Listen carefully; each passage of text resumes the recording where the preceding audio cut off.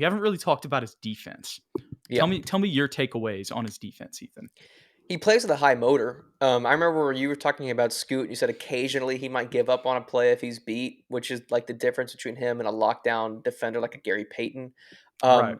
But I still see that kind of free safety roaming in the passing lanes ability I because he's see got that that six more. nine wingspan. Yeah, but he also doesn't give up.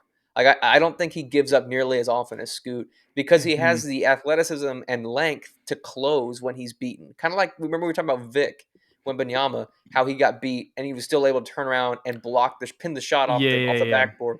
Amon has that kind of similarity. The difference is obviously Victor's 7'4", and Yeah. Amon's 6'7", but he has But that still at the want point and guard desire. position, that gives Yeah, him the ability to close out, more than other point guards. and I think he feeds off of getting those steals because, like I said, offensively, his biggest strength 2.3 is steals a getting game. in transition. If he can get out in transition and get an easy dunk, that's where he gets a majority of his points. So it feels like to me that's like step A, lock him up, get the ball back, and step B is score on the other end. Right, right. No, I mean when you, like I said, two steals a game, Yeah. and the transition opportunities that he created worked very well for his play style. And Yes. last year when he was playing with both him and his brother, who have similar play styles, so there were a lot of different fast breaks. Because I'm pretty sure they didn't play together this year, but last year they were on the same team. And Hmm. those highlights, like with both of them throwing lobs to each other, I mean, they love to play in transition for sure. Just some of the notes that I wrote down. Obviously, he's longer and taller than most point guards, and that's where I would say the Shea Gilgeous comparison Yeah, definitely is more on the defensive end for sure, and that comes to when he can pick people's pockets, just like Shea can with that length. That's something that's super annoying for whoever he's guarding. He can be annoying in double teams too.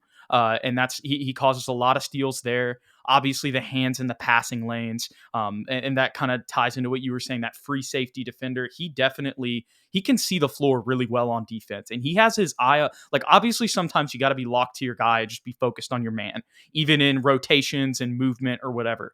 But whenever the opportunity is there for him to have his eye on the ball, he gets his eye on it, and that's how he's able to get so many of these steals.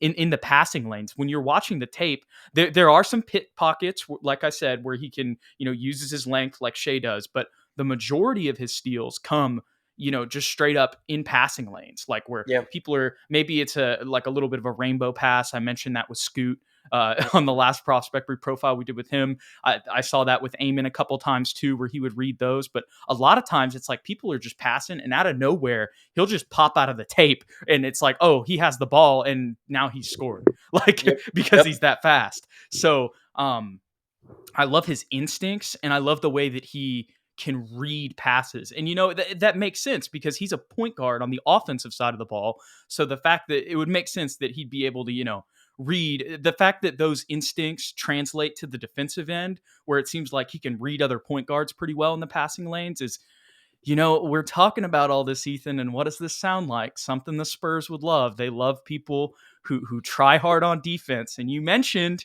specifically there are plays where Scoot just will give up, and it seems like on the tape at least, he gives up a lot less. Saw a lot of chase down blocks, blocks from behind, trailing steals and blocks as well.